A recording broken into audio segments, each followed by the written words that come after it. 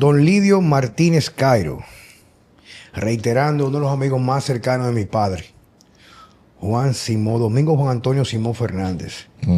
Él se llenaba de orgullo. Mi compadre Lidio, porque mi compadre Lidio es el mejor. Estudió en Australia. El cariño era mutuo, porque también yo con mi compadre, el día que no me llamaba, digo, hay problemas, porque me hablando todos los días, una cosa increíble.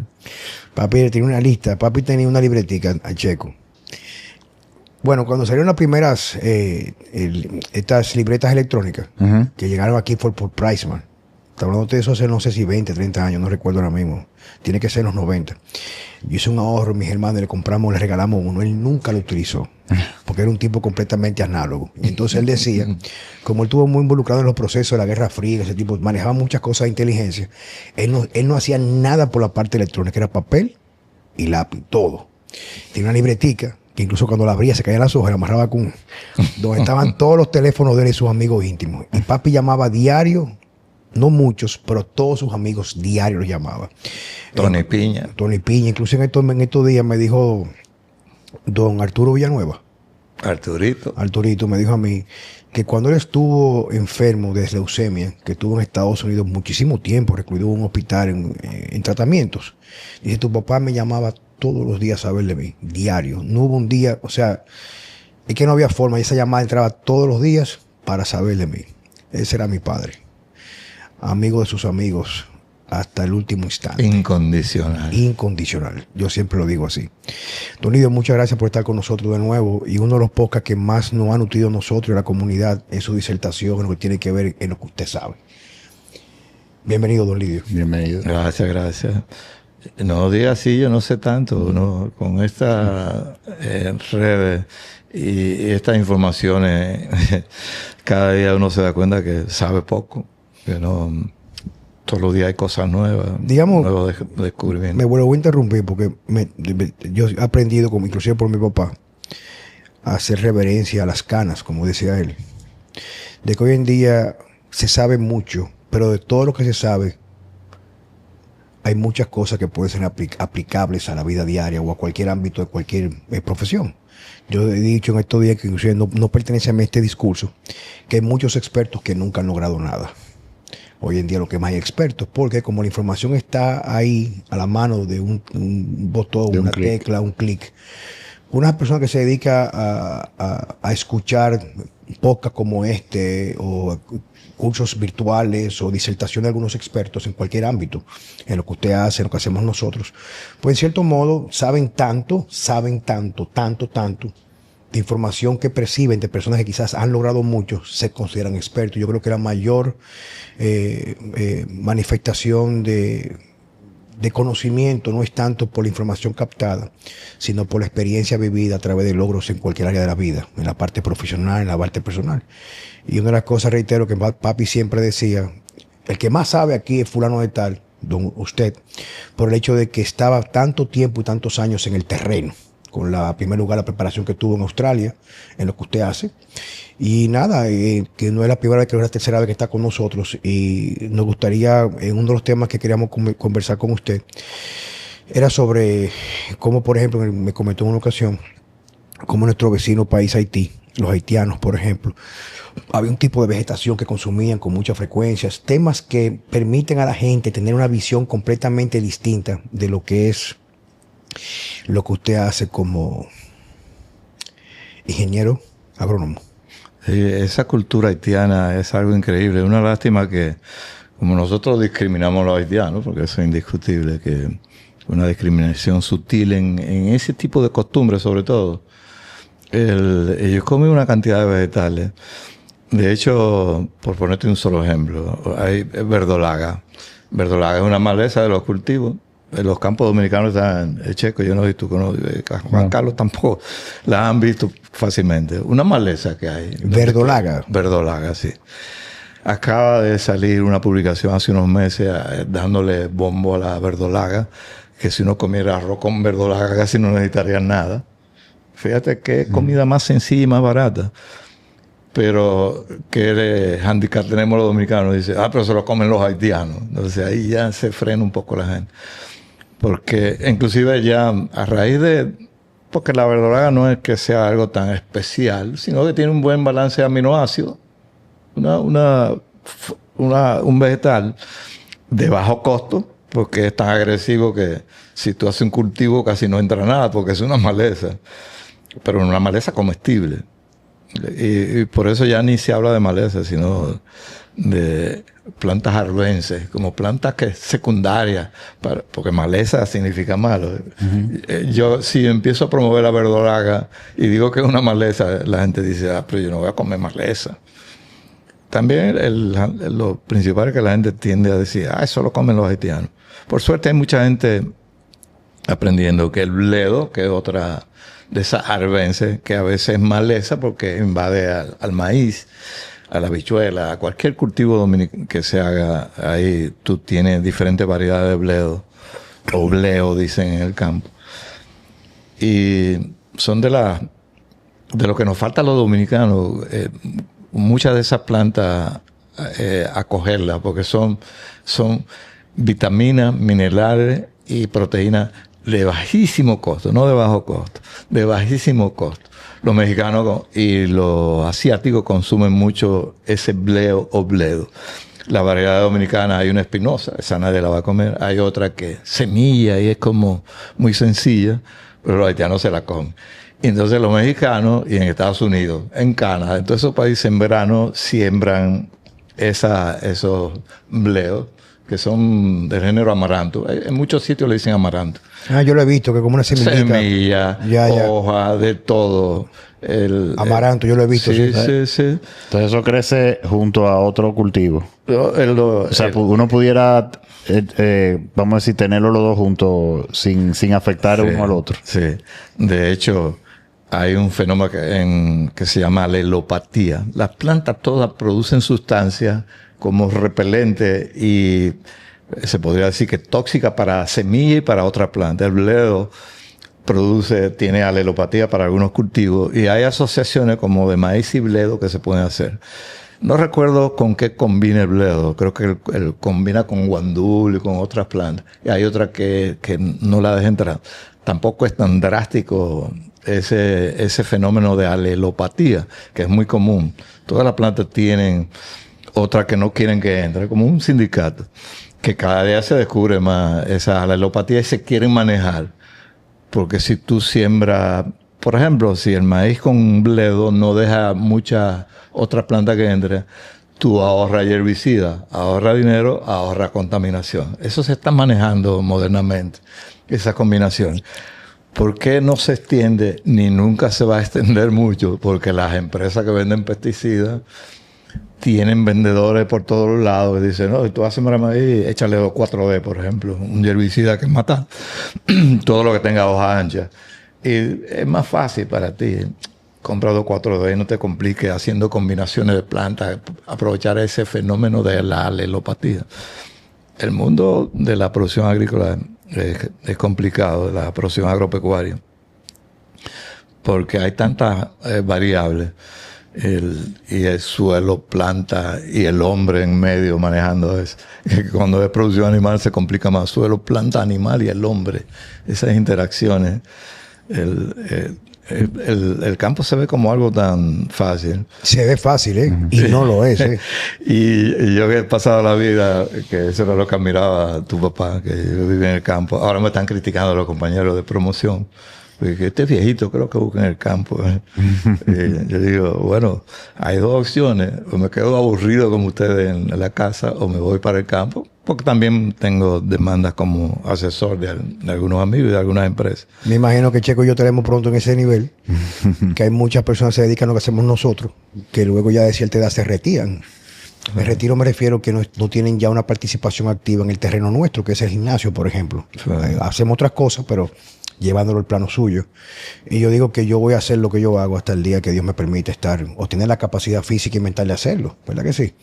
Porque yo disfruto mucho, incluso algo que me permite a mí, llevándolo a la dimensión suya, ahora con la edad que yo tengo, o sea, me refiero a edad, no tanto la cronológica, sino los años haciendo de forma repetitiva, mejorando los aspectos que es la práctica clínica, la práctica diaria profesional suya, es que la dimensión como yo veo las cosas es mucho más, es tan distinto a anteriormente. Cuando uno es joven, que tiene mucha información, lo ve todo muy complejo. En el caso mío particular, ya cuando voy avanzando, busco respuestas o preguntas complejas, respuestas mucho más sencillas. Por ejemplo, en la casa de la parte de los ejercicios, reitero, para que el público que nos siga a nosotros, que maneja mucho los temas de nosotros, y yo cuando veo a una gente con un problema, en lugar de yo buscar una estampa, ponerle una etiqueta al problema, yo voy directamente a cómo yo lo puedo solucionar. Y entonces con la práctica de los años ya yo ya he desarrollado como técnicas más precisas para lesiones articulares, por ejemplo. Me imagino que les pasa lo mismo, que usted ha decidido mantenerse en el terreno y más porque lo disfruta, ¿verdad que sí? Lo gozo. Wilson Pichardo, un veterinario con el que yo hacía un programa, que una vez conversamos contigo, lo recuerdo perfectamente. Emocionado con lo que tú dijiste esa vez y me lo dice toda la semana, pues siempre conversamos. No, a mí me gusta lo de Juan Carlos Simón, que es lo que promete el resultado. Y eso es uno lo que tiene que medir en el campo. El resultado. Las recomendaciones que tú das. Y yo te garantizo, como algunos amigos que es al revés, que quieren hacer proyectos, pero muchos amigos que le ha pasado eso, que yo garantizo al revés. Le digo, yo te puedo firmar que eso que tú quieres hacer, que vas a fracasar. Fracasar desde el punto de vista económico. Ahora, si es joven, haz lo que tú quieras. Porque el campo está lleno de emprendedores, empresarios. Todo el mundo quiere ir al campo. Médico, abogado, todo el mundo. Y si tú no eres agrónomo, veterinario, zootecnista o una profesión que conoces eso, busca asesoría. Porque si no haces inversiones, estás produciendo ahí. Y siempre hay que diferenciar. Si es por hobby, haz lo que tú quieras.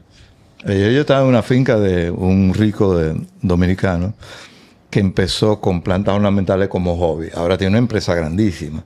Ah, perfecto. Pero lo que él hacía, sembrar plantas ahí de todas las variedades.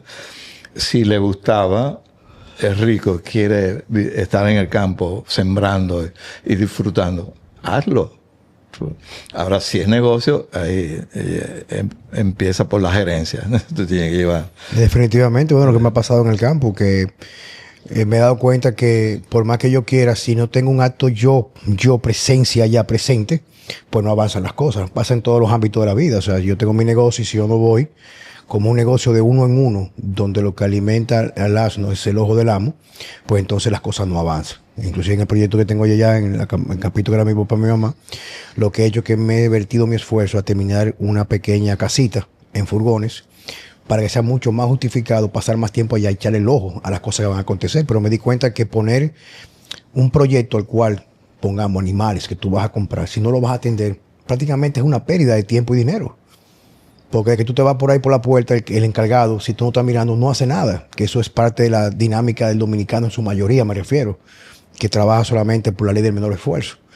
Y eso pasa también en el ámbito de nosotros. O sea, hay cosas que yo quisiera delegar, pero no las puedo delegar porque no todo el mundo tiene ese amor que le pone usted al campo, me refiero. Fíjense como usted dice, yo tengo muchos colegas o amigos que nos graduamos juntos, que en realidad ya están en otra dimensión. Cuando usted sigue perpetuando lo mismo porque lo hace por pasión, porque le gusta lo que usted está haciendo, me imagino que usted llega al campo y se siente que llegó a su hogar, al lugar más preferido para usted, aparte de su familia, me refiero, ¿verdad que sí?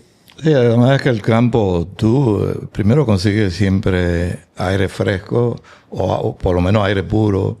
Generalmente todavía se consigue agua natural en el campo y fruta. Frutas y vegetales más frescos, con más calidad. Todavía el dominicano hace maroteo y el maroteo es una profesión dominicana.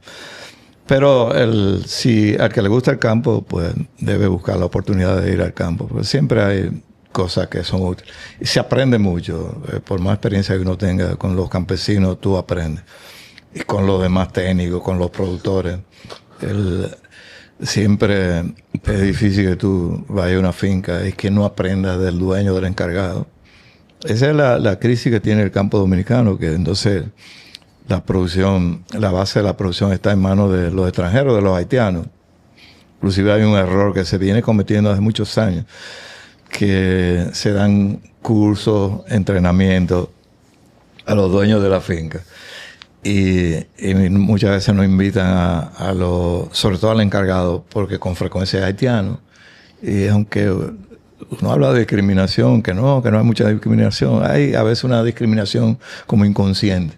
Rara vez tuve en los cursos, los talleres, los entrenamientos, un encargado haitiano.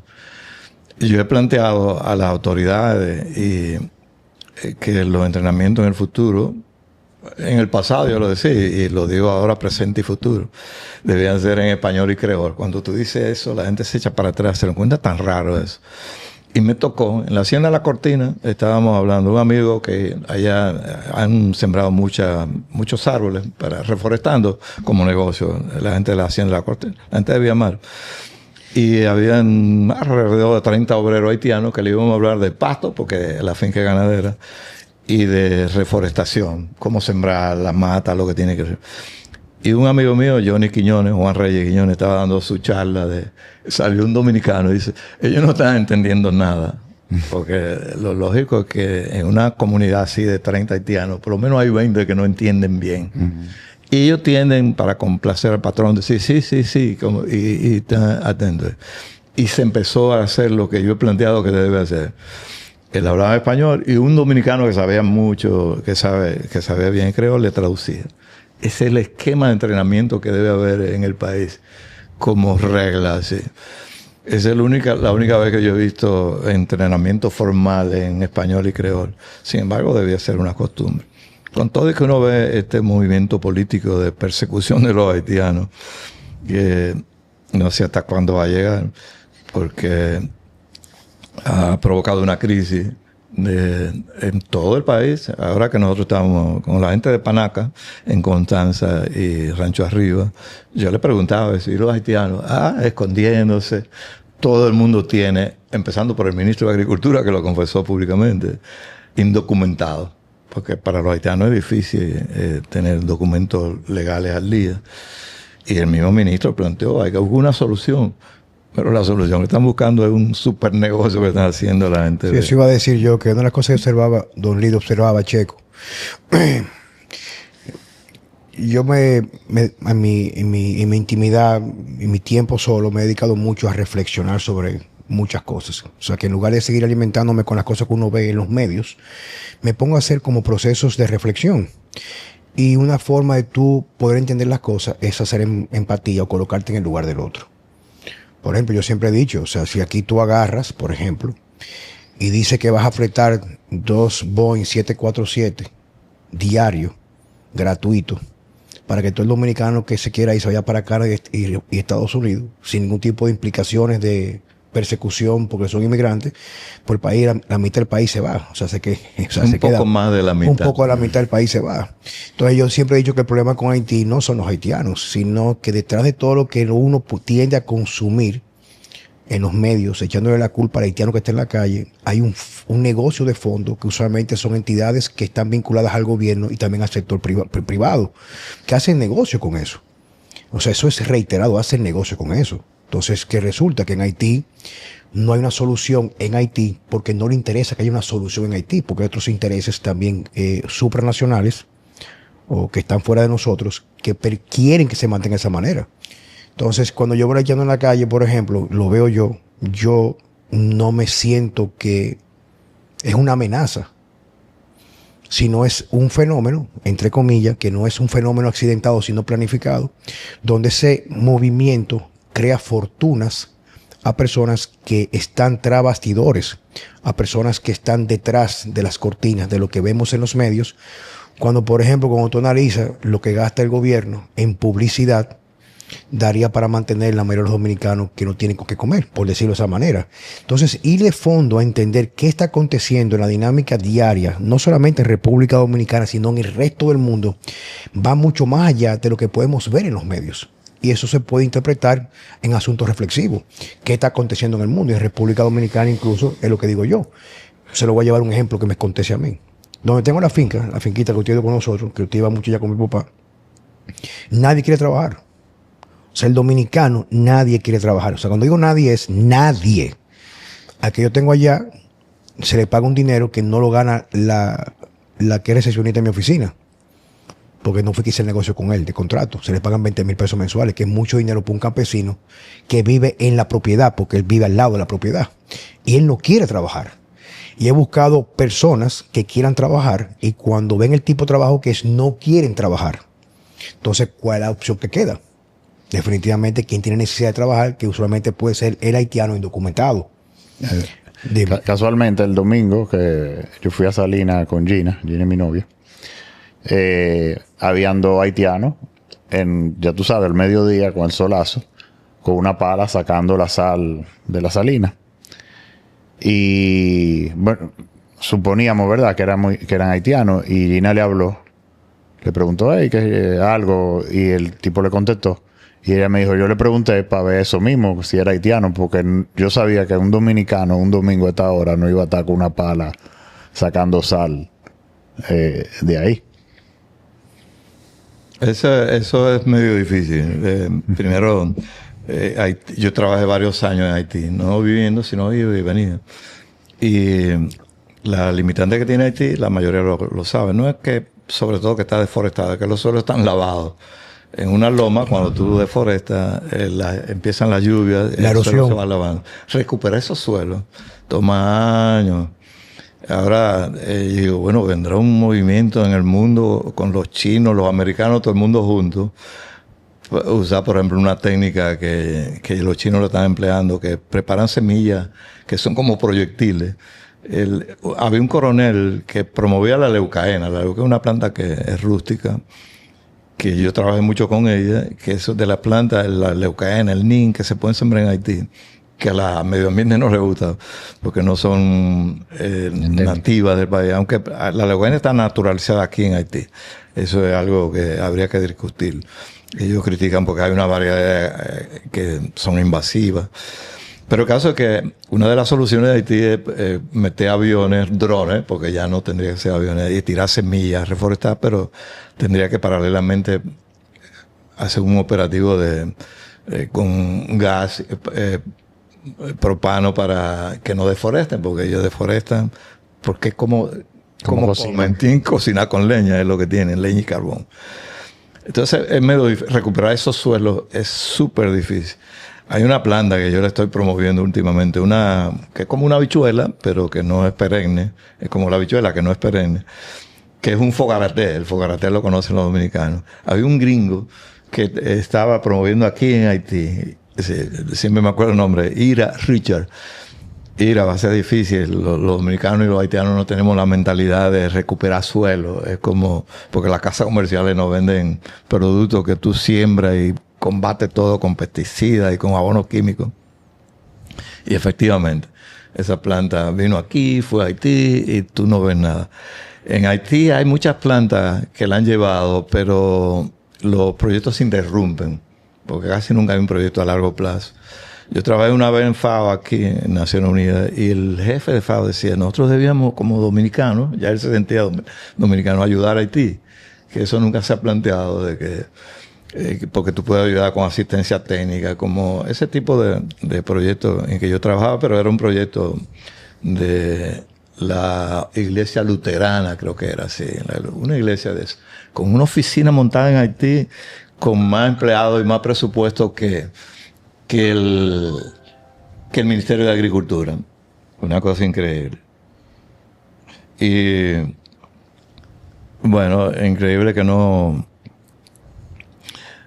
por error de manejo del presupuesto, ese proyecto se interrumpió. Y había cierto entusiasmo de los haitianos de desarrollar el campo agropecuario. Pero lo que me di cuenta es que va mucho proyecto a Haití. Se arma así por razones. Ahora es más difícil. Ahora con este limitante que tiene Haití va a ser difícil darle apoyo. Pero el apoyo tiene que venir así con los suelos, la agricultura, la educación. Y si no, van a seguir viniendo para acá. Prácticamente algo utópico, ¿verdad que sí? Porque no interesa ni arriba ni abajo, como dicen. Sí. Bueno, porque Canadá, Estados Unidos, Francia, los países que tendrían que ver y tener la iniciativa, resuelven su problema con lo de que los haitianos saben que cogen para acá, con los problemas políticos que tienen, con los problemas de educación, de comida, y hay una solución porque la mano de obra preferida por la República Dominicana es la haitiana, la que tiene más fácil. Eso de que el dominicano no quiere trabajar es medio discutible. Y yo lo oigo todos los días. En este viaje que le digo que hicimos con Panaca recientemente a Rancho Arriba, Haití, yo le preguntaba, y veía a los haitianos, y no se lo están persiguiendo, sí lo están persiguiendo. Y todo el mundo dice, los dominicanos quieren trabajar. Hay un asunto de salario, hay un asunto de educación también. El dominicano, no sé por qué se ha ido por el motoconcho. Y dice una cosa que dicen que es verdad y duele. El dominicano quiere, le pagamos bien, pero lo que gana el fin de semana se lo bebe. El haitiano lo ahorra, manda para su país y sabe que tiene un trabajo como de sobrevivencia. Entonces, ahí sí, es un asunto de necesidades, tú me entiendes. Sí, es lo mismo que pasa. En Estados Unidos, yo tengo, por ejemplo, tengo personas cercanas a mí, que quiere decir que interactúo con ellos. Y tengo un caso son 2 casos. Y los 2 son personas que tenían una buena posición. Posición buena, me refiero bien.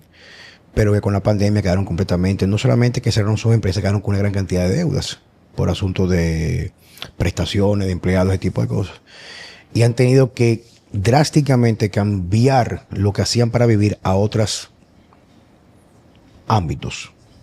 Y uno de ellos, incluso, en los 2 casos, la señora o las esposas de esos amigos míos han tenido que comenzar a viajar a Estados Unidos para trabajar por temporadas cortas como sirvientas en casa de millonarios en muchos lugares, porque no tienen otra forma de poder acercarse meramente a lo que era el nivel de calidad de vida que tenían anteriormente. Entonces, como tienen que tener una actividad que les permita rentabilizar, y aquí no consiguen en realidad algo que les permita, dentro del contexto económico-cultural dominicano, un trabajo que les pueda rentabilizar. Y se van por 3 meses con visa normal de paseo, sabiendo lo que implica eso, pero los contratan. Por ejemplo, ama de casa, limpiar, cocinar, ese tipo de cosas. Es para que vemos como la necesidad, eso solamente, como dicen, la necesidad se viste de hereje. Y es lo que pasa con República Dominicana y Haití. Entonces, si miramos hacia adelante, don Lidio, reitero, apelando a su experiencia de vida y cómo, por Dios, como usted ve, hacia dónde va República Dominicana con este caso, y especialmente en el agro, República Dominicana. Bueno, no se ve una solución práctica porque hay ese doble mensaje del gobierno persiguiendo a los haitianos por un lado y tapando que la realidad del campo dominicano es que la mano de obra principal en todo es la haitiana, que el dominicano empresario está contento con su haitiano, empezando por el ministro de Agricultura y todos los funcionarios que tienen campo, los que tienen haitianos, y en las construcciones emplean haitianos, porque el haitiano él ha demostrado que es más cumplidor, hace trabajo pesado sin quejarse. La gente dice que a los dominicanos habría que pagarles mejor. Hay mucha gente que tiene la política en el campo de emplear mano de obra dominicana y le da mucho trabajo. Y con frecuencia se le van, no le cumplen. Y los que tú lo oyes que no voy a emplear haitianos, terminan teniendo por lo menos 1 o 2 haitianos. Inclusive ahora se está viendo mucho en los campos que los encargados de fincas son haitianos. Por eso yo decía, el entrenamiento pues, pronto habrá que aceptar la realidad y hacerlo en español y creol. Y ya tuve en zonas que no había haitianos, como esa de Constanza, que le comentaba que yo estaba este fin de semana pasado con la gente de Panaca. Panaca es un parque temático que hay en la carretera, en la autopista del Coral, después del último peaje, a 500 metros después del último peaje, antes de llegar a la rotonda Punta Cana, que tiene la filosofía del juntar el campo con la ciudad.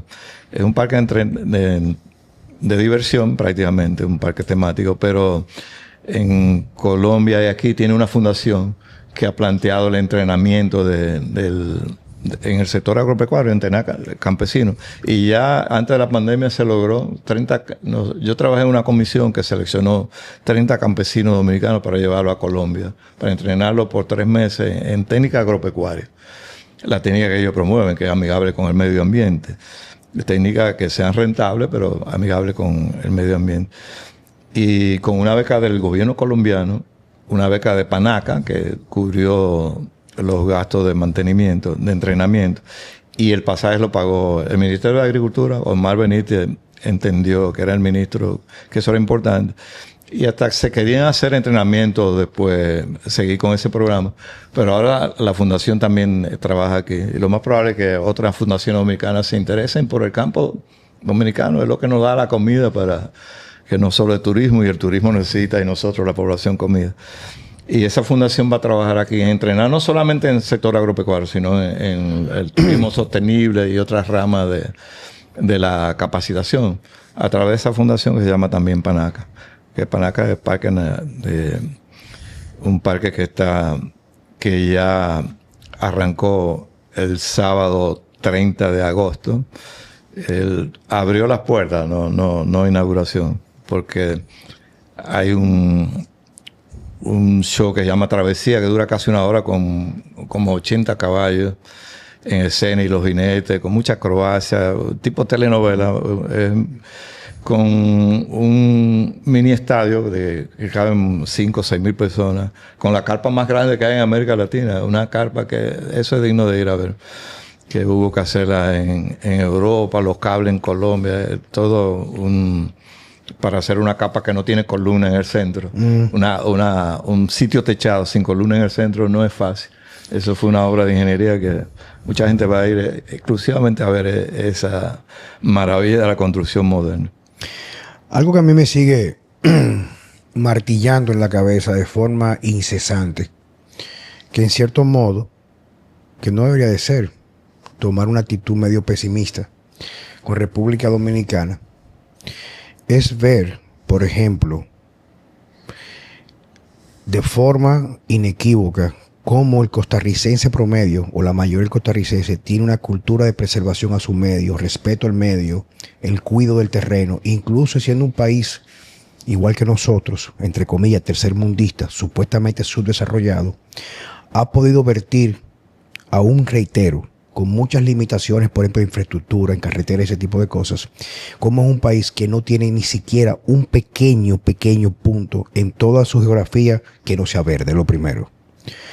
Yo tengo contacto con personas que trabajan en el sector público, oficial, personas empleados que no son ministros, ni siquiera están, que tú conversar con ellos da la impresión que trabajaran para el sector privado, donde se sienten orgullosos de trabajar en sus funciones y hacen con altura, con compromiso ético, profesional y por convicción su labor, que es el caso de la esposa de mi amigo íntimo, Manuel Montes, su esposa Francis, que trabaja en el sector que regula la pesca allá.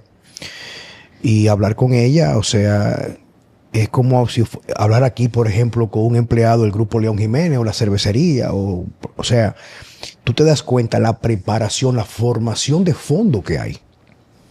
Yo tuve, por ejemplo, Guicheco me acompañó, nosotros fuimos a Tortuguero, que es un sector prácticamente turístico, donde el centro real, aparte de preservar los recursos naturales intactos y promover su crecimiento y su diversidad, viven de eso.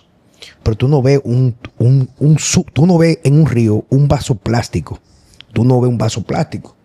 Quiere decir que en alguna forma, por la forma que yo veo, porque no sé el fondo, lo que se hace está trabajando. Y según me comentó ella, Costa Rica se ha desarrollado de una forma tal que puede ser autosostenible con la producción que tienen ellos. Y como República Dominicana, para Juan Carlos Simón, pero claro, usted es el que está más de fondo en eso, yo lo veo de forma, se ha convertido en una letrina por culpa de los políticos, la corrupción, la impunidad y la falta de ley de consecuencias. Donde una gente llega aquí, la gente hacen política, habrán sus excepciones, para lucrarse a cuesta de destruir el país. Yo tengo, por ejemplo, casos que lo he comentado con gente vinculadas, cercanas, que aquí hay senadores que están talando áreas completamente protegidas. Talando, pero acabando completamente con litorales completos y con lugares donde, etcétera, y son intocables.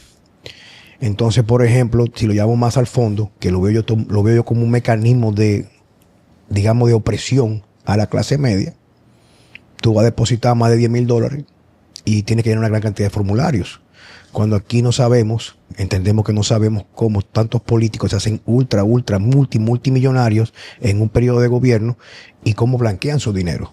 Entonces, por eso yo veo con mucho pesimismo República Dominicana, porque cuando viene usualmente un reemplazo arriba en la cabeza, se esmera en hacerlo mucho mejor que el anterior en la corrupción y, reitero, en la falta de ley de consecuencias o perpetuar la impunidad.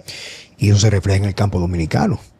Pues yo tengo, por ejemplo, personas que me comentan que en este país, en lugar de fomentar, quizás con una reforma agraria o algo por el estilo, que se pueda fomentar, reitero, para que sea rentable para el productor dominicano, cada vez se incrementan los impuestos, los insumos, se les pone más cuesta arriba. Y yo que estuve una vez vinculado en una amistad corta con un cliente que tiene uno de los grandes productores de aguacate de República Dominicana, el señor apellido Castillo Pimentel, sí. En la frontera, me dice a mí, oye, yo tenía aquí una factoría en el sur de habichuelas y leguminosas, y él tuvo que cerrarlo porque hubo un funcionario del PLD que se apoderó de la importación y nos la pusieron en China. Y aún yo estoy luchando en los tribunales por este tipo de procesos. Entonces, por eso que yo veo, reitero, con tanto pesimismo el futuro en República Dominicana para aquellas personas que no viven solamente de tener pan para llenarse la barriga, sino que quieren ver un futuro bueno para nuestros hijos, nuestros nietos, nuestros descendientes y para lo que nos queda por vivir, según la voluntad del Señor. Entonces, ¿cómo lo ve usted todo esto? Ese ejemplo de Costa Rica es muy bueno porque ellos lograron, desde Pepe Figueres, que era un presidente, como quitarle poder a los políticos. Yo no sé cómo lo hicieron. Y empezando porque no tiene ejército. Ahí hay un ahorro, solo policía. Y han tenido quizás algo similar a nosotros, mucha mano nicaragüense, que ellos le dicen los nicas, pero con la ventaja de que, sobre todo por el nivel de educación, allá se ocuparon de realmente desarrollar la educación. Aquí se ocuparon de aumentar el presupuesto para repartírselo entre la clase política. Para robárselo todo. Bueno, es para robárselo, mi hermano. Sí, todo lo que usted se mete en el bolsillo, todo lo que usted se mete en el bolsillo por fuera de su sueldo o algo que usted pueda declarar se lo está robando y punto. Sí, sí. O sea, esa es la gran diferencia. Ese es un buen espejo. Yo tengo un amigo casado con costarricense y yo tengo 2 sobrinas costarricenses. Y tú de esa información, él dice, pero mira, uno podría avanzar y ser un país más limpio, más decente, más avanzado, porque está ese modelo de Costa Rica. Pero es que los políticos lo han dañado. Pero el dominicano tiene un poco la culpa, porque venden los votos, seguro va a aumentar el precio, 500 pesos y un picapollo. Entonces, no solamente hay que culpar a los políticos, el único que yo vi una vez a Marino Zapete criticando y mirando a la cámara, dice, pero ustedes son los culpables, venden el voto por 500 pesos y un picapollo. Entonces un porcentaje alto de la población ve esa podredumbre política y no va a votar. Hay un círculo vicioso. Habría que decir, menos conciencia política porque se cogieron el país. Y mira, hay influencer que dice la solución, búsquenle pasaporte europeo. Checo y yo hablábamos ahorita fuera de cámara en eso. Busquen pasaporte extranjero y saquen sus hijos de esto, que esto se está hundiendo. Y habría que reflexionar. Y la clase dominante, que son los que se reparten el país, no se dan cuenta que están destruyendo su país, en el país que ellos quieren vivir con todos esos millones. Aunque hay gente que dice, ellos tienen mucho dinero afuera, pero lo que hablábamos, que todo el mundo quiere vivir en su país. Tú no quisieras tener que irte, pero se ve como un nublado en el fondo, porque tú ves como que no hay soluciones. Estos políticos cada vez son más ladrones y tienen el control con la complicidad de la clase dominante, porque pero son los políticos nada más, ¿no? Sí, pero que hay una confabulación directa, por Dios, o sea, déjame a mí hacer lo que yo quiera para crear mi monopolio, sea en el sector turismo, en cualquier sector, en la frontera, no importa lo que sea. Y yo prácticamente lo que hago es apoyar lo que tú quieras hacer. Y una forma de interpretar que en realidad a ellos no les interesa República Dominicana es que ninguno de esos políticos ponen a su hijo a estudiar en escuela pública inclusive lo primero que hacen es mandarlo afuera a Estados Unidos a estudiar. Y todos, que yo he hablado mucho con varias personas que pertenecen a esa casta económica, Dicen, mi objetivo es que mi hijo se quiera quedar en otro país. Claro, con el dinero que tienen, las propiedades que tienen, claro que no hay necesidad. Lo mismo que pasa con el haitiano, tiene necesidad. El dominicano que va a emigrar a Estados Unidos a trabajar honradamente tiene necesidades. Entonces va a tener un aporte importante en ese país porque se legaliza, está trabajando, paga impuestos y quiere superarse. Pero el dominicano promedio aquí, con las nuevas políticas que han venido del PLD para acá, poco a poco, llevando un sistema, digamos, medio socialista, donde lo que hace es tarjetas, la gente no quiere trabajar. En este es un país donde todo lo que supuestamente es ilegal se ha legalizado. Por ejemplo, la juventud ahora mismo vive con la cabeza llena de hierba y de humo la cabeza el día entero. Tú te vas al campito mío ahí, están todos los jóvenes con los ojos como si fueran dos tomates en un motor. No hacen nada. ¿Por qué? Porque no tienen deseos. Está en un área de comodidad que lo somete a una pudredumbre humana. Entonces, hay gente que me critica, me digo, señores, pero no se puede tapar el sol con un dedo. O sea, tú tienes que verlo. No estamos mejor que antes. Y como digo yo con Antonio, un amigo mío, que tenemos un proyecto, que él es español, y él dice muchas veces, el chiste se cuenta solo. Entonces me pasó algo que lo he comentado muchas veces, que cuando tú lo analizas de fondo, te da una idea de cómo va República Dominicana. Reitero, te da una idea cómo vamos nosotros. ¿En qué sentido? Yo tuve en estos días de viaje en el país, afuera, me llevé por primera vez a una de las nanas de mi hija, que le hicimos la gestión de la visa, y me dice, pero aquí no se toca bocina. Aquí hay un tapón en la autopista y nadie en 4 carriles hace 8 carriles. Yo no veo un policía en cada esquina, pero veo que la gente se para en los pares. Y entonces me pasó a mí algo que me pasó hace como 6 meses o 4 meses atrás, que yo vengo en un país que tú buscas a cualquier extranjero y lo paras en la esquina de la Kennedy con Lincoln. Y los motoristas prácticamente lo que hacen no cabe en la cabeza de alguien que sea pensante. Cómo se meten en rojo en esa autopista o en ese cruce sin mirar. Entonces cometen todo tipo de manejo temerario y me pasó a mí que un motorista me chocó por atrás. Esto es algo reflexivo, ¿eh? Me chocó un motorista que todo el mundo sabe cómo manejan ellos. Todo el mundo sabe, y el que es extranjero viene aquí y dice, no entiendo cómo manejan con los motoristas, me choca. Yo tengo el semáforo en verde, que sí, yo me pude haber ido porque yo no lo choqué, él me vio y yo me di cuenta porque sentí un pequeño movimiento, veo el tipo en el piso, se para y yo, como una persona decente, que es lo correcto, me paro a la derecha. Él se acerca, medio amenazante, yo bajo el vidrio, digo, hermano, ¿qué pasó? Digo, oye, lo que haya pasado no fue de maldad y tú me diste. El AME o el DGC que está ahí, que está supuesto a ¿qué?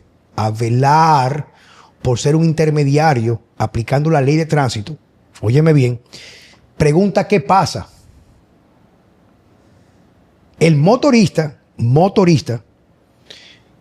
que seguro tiene todas las condiciones para tener una gran cantidad de faltas o infracción en documentación, le dice que él hizo un giro y yo le choqué por atrás.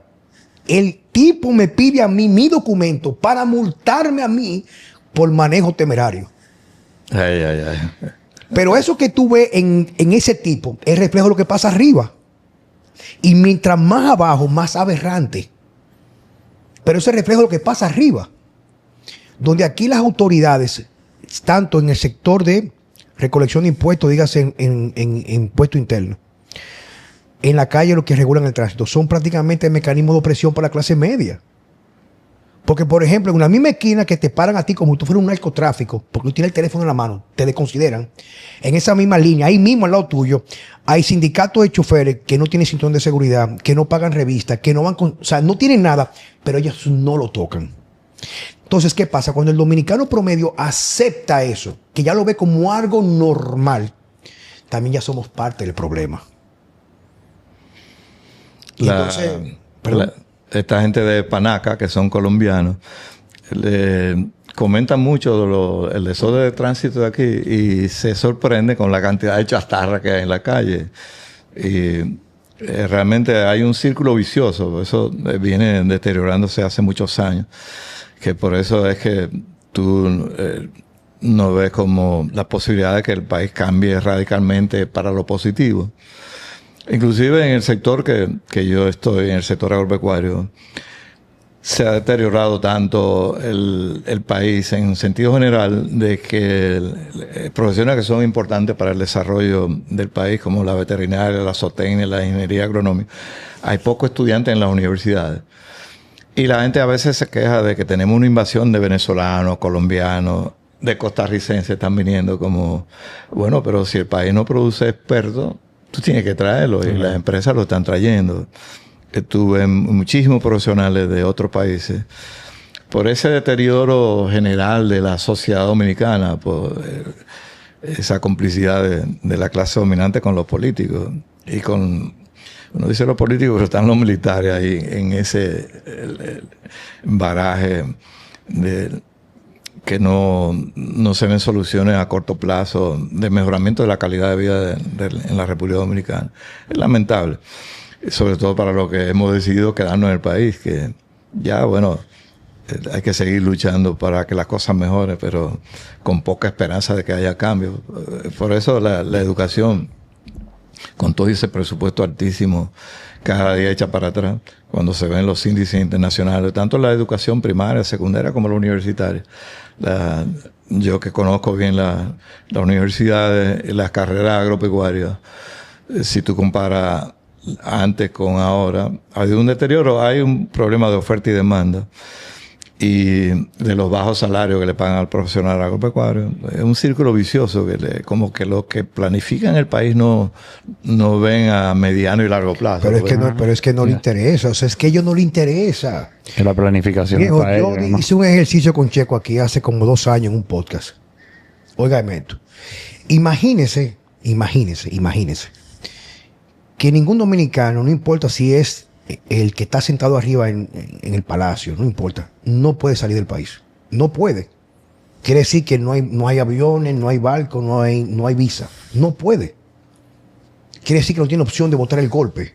Entonces, si estoy tan alto como hacen muchos políticos, me voy a escapar, me voy para su palacete en Casa de Campo en la Romana, o se va un fin de semana para algo, para coger un avión privado o comercial, no importa, porque el dinero le sobra para pasárselo por la nalga 15 veces. No importa. No pasaría lo que pasa acá. Porque tú tienes deseo de que tu lugar, tanto de trabajo, sea tu lugar de esparcimiento. Pero el dominicano que sale, no sale a hacer algo distinto. Es alejarse del maldito caos que estamos viviendo aquí. Aquí hay un caos. En este país estamos regidos desde el punto de vista organizacional por gente que piensan con la nalga, viejo. Antes de la pandemia, la José Amado Soler, yo vivía, era de 2 vías, no habían tapones. En la hora pico, mucho movimiento, pero se movía. Ahora, una sola vía, está peor. Ahora van complicando las vías porque la gente no piensa. La gente quiere tomar modelos en lugares donde hay orden e implantarlo en un lugar donde lo que rige es el desorden, el caos. Entonces lo complican. Pero como dicen muchísimo, claro, cuando es un político que va con su caravana, con su escorta, claro que paran el tránsito, llegan bastante rápido.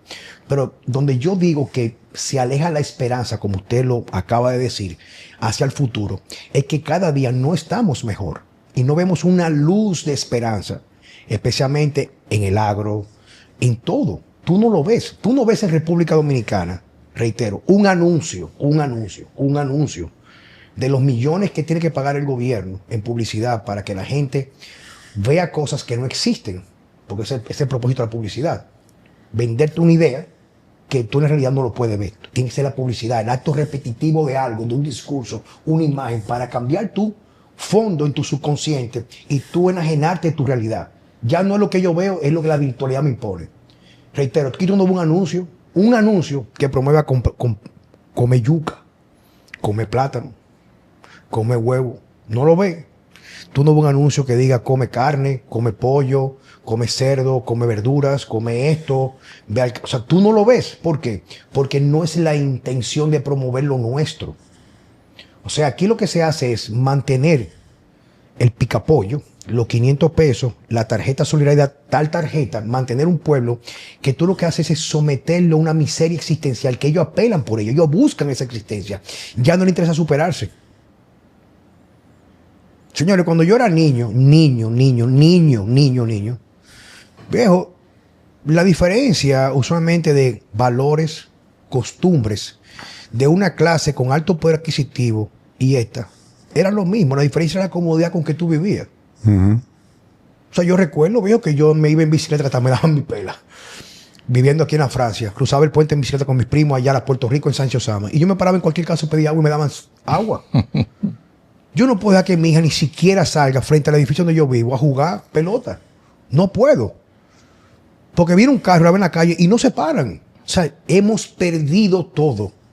Y lo que estamos ganando es el reflejo de un proceso de involución, donde en este país, prácticamente a través de empeñar nuestro futuro con préstamos que prácticamente no se justifican sino para lavado de dinero y mantener la nómina del gobierno a un país que está acostumbrado a ser parasitario, oye bien, le hemos dado el futuro. Yo estuve conversando en estos días, don Lidio, con una persona que sabe de minería. ¿Cómo en un país como el nuestro dejamos que exploten nuestros recursos mineros cuando un grupo político con concesiones están cobrando un peaje mínimo, pero que lo hace cada vez más millonarios? Cuando lo que tenemos aquí en oro en República Dominicana daría para pagar la deuda externa en poco tiempo. ¿Cómo te cabe a ti en tu cabeza? Tú tienes una finca y resulta que tú tienes petróleo. Tú no lo puedes, tú no tienes los recursos para explotar el petróleo. Tú no los tienes. Pero en lugar de tú decir, déjame hacer un acuerdo con una compañía que explote el petróleo, que me deje una tajada aquí, que se lleve una pequeña comisión ellos, que van a ganar dinero, pero yo con lo que voy a recibir voy a mejorar mi familia. La familia que sería el país, para ponerlo de macro a micro. Y aquí lo que hacen es que las personas que están ahí, como no le interesa su terreno, su familia, su país, cobran una mínima comisión, que son muchos millones de forma individual, para que compañías extranjeras saquen el dinero o el recurso que nos haría ricos y autosuficientes a nosotros. O sea, cuando tú haces un proceso de reflexión y tú lo piensas, estamos viviendo en una letrina. Es una letrina. Lo que pasa que gracias a Dios, personas como tú, como don Lidio, como yo y muchos que nos están escuchando, por lo menos no tienen que acostarse pensando que no tienen para comer al otro día. Pero fíjate que es tan deteriorado nuestro país que quizás con lo que gana una persona de clase media en República Dominicana, en otro país con un poquito más de justicia social, vivieran como príncipes. Tú sabes lo que tengo que pagar aquí yo pago de impuestos. Y tengo que pagar un seguro internacional, un seguro local. No puedo confiar con la policía, no puedo confiar en nadie, porque es un cáncer que ha hecho metástasis en cada estamento de la sociedad, a nivel tanto sector privado como sector político. Realmente, con los amigos, a veces, yo como estoy en el sector agropecuario, critican a los funcionarios que tienen ya los 5 años ahí con el presidente. Y dice, ¿qué tú crees de la labor de fulano? Y digo, no, excelente, porque el gobierno lo que le interesa es votos, no le interesa el desarrollo agropecuario del país. Entonces, inclusive, esta es la etapa de la vida del país donde se regalan más cosas. O sea, en el sector agropecuario, muchas cosas, muchos bienes y muchos insumos que el gobierno compra, que debía venderlo, para que el que lo recibe le dé importancia y lo utilice adecuadamente, lo regalan, con la mentalidad de conseguir votos. Y cualquiera diría, y no se dan cuenta que están destruyendo su país, que están dañando la calidad del país con ese sistema. Pero es un plan, como tú decías al principio, que ellos tienen su plan. Para mantener ese status quo, no importa si el país avanza o no avanza en condiciones humanas y en condiciones económicas, sobre todo la clase media y la clase abajo, que es la mayoría. El voto es el objetivo.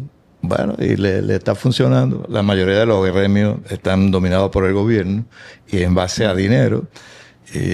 Y por eso es que hay que hacer la crítica al pueblo dominicano. ¿Y cómo es posible? Ustedes no se dan cuenta que le destruyen su país, que destruyen el futuro de las nuevas generaciones, con ese sistema que debíamos oponernos, por lo menos.